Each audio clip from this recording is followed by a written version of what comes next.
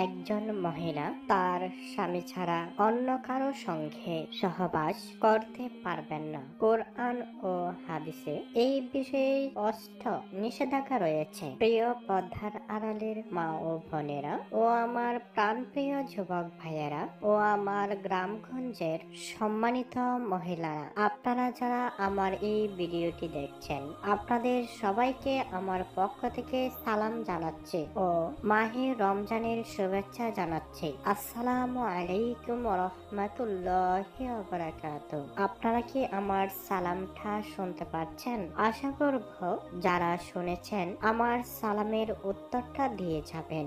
আর আমার ভয়েস কেমন লাগে কমেন্টে জানিয়ে দিবেন। ভয়েস ভালো লাগিলে কমেন্টে 1 লিখে দিবেন, ভয়েস খারাপ লাগিলে কমেন্টে 2 লিখে দিবেন, আর সরাসরি আমার সাথে কথা বলতে চাইলে কমেন্টে 3 লিখে দিবেন। আর যদি আমার চেম্বারে দেখা করতে চান তাহলে কমেন্টে 4 লিখে দিন, আমি আপনার সাথে যোগাযোগ করব। তাহলে চলুন, স্বামী ছাড়া অন্য কোনো পরপুরুষের সাথে অবৈধভাবে শারীরিক সম্পর্ক করা স্পষ্ট হারাম। এই বিষয়ে কোরআন এবং হাদিস কি বলে? সূরা আল ইসরা 32 নম্বর আয়াত। আমি আবারও বলছি, সূরা আল ইসরা 32 নম্বর আয়াত। আল্লাহ তাআলা বলেন, আর ব্যভিচারের নিকটও যেও না, নিশ্চয়ই এটা অশ্লীল কাজ ও খুবই মন্দ পথ। সূরা আল মুমিনুন 5 থেকে 7। আমি আবারও বলছি, সূরা আল মুমিনুন 5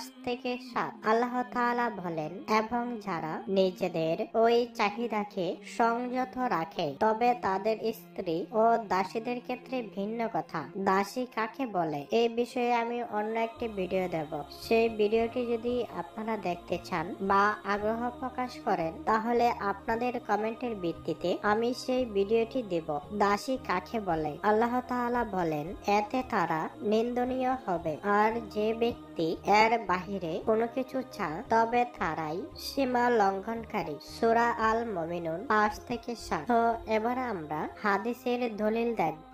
সহিহ মুসলিম শরীফের হাদিস 1006। আমি আবারও বলছি, সহিহ মুসলিম শরীফের হাদিস 1006। হাদিস শরীফে এসেছে, নবী করিম সাল্লাল্লাহু আলাইহি ওয়াসাল্লাম বলেন, একজন পুরুষ যখন তার স্ত্রীর সঙ্গে সহবাস করে তখন এটা সওবের কাজ হয়। তখন সাহাবীরা বলেন, হে আল্লাহর রাসূল, আমরা কি সহবাস করেও সওয়াব পাবো? তখন তিনি বলেন, তোমরা যদি হারাম ভাবে করো তবে কি গুনাহ হতো না? ঠিক তেমনি ভাবে বৈধ ভাবে করলে তা সওয়াব হবে। সহিহ মুসলিম 1006।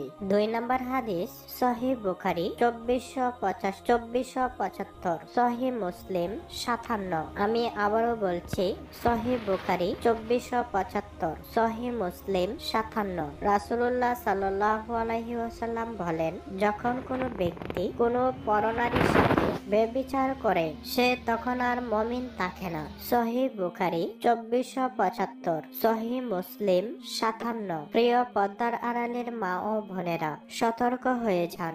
যারা এরকম আছেন, জীবনে একবার করে ফেলেছেন, এখনই কাটিমনে তওবা করুন, আল্লাহ তাআলার কাছে অনুতপ্ত হন। হে আল্লাহ, আমি তো জীবনে শয়তানের ধোঁকায় পড়ে নিজের উপর জুলুম করে ফেলেছি, বাকি জীবনে আর এই পাপ করব না। আল্লাহ তাআলার কাছে কান্নাকাটি করুন, বেশি বেশি তওবা করুন। আস্তাগফিরুল্লাহ রাব্বি মিন কুল্লি যামবি ওয়া আতুবু ইলাইহি, লা হাওলা ওয়ালা কুওয়াতা ইল্লা বিল্লাহিল আলিয়্যিল আযীম। আস্তাগফিরুল্লাহ আল্লাযী লা ইলাহা ইল্লা হুয়াল হাইয়ুল কাইয়্যুম ওয়া আতুবু ইলাইহি, লা হাওলা ওয়ালা কুওয়াতা ইল্লা বিল্লাহিল আলিয়্যিল আযীম। মহান আল্লাহ তাআলা আমাদের সকলকে এই অশ্লীল পাপ থেকে বেঁচে থাকার তৌফিক দান করুন। সকলেই কমেন্টে মাত্র 3 বার আমিন লিখুন। কে জানে কার আমিন কবুল হয়ে যায়।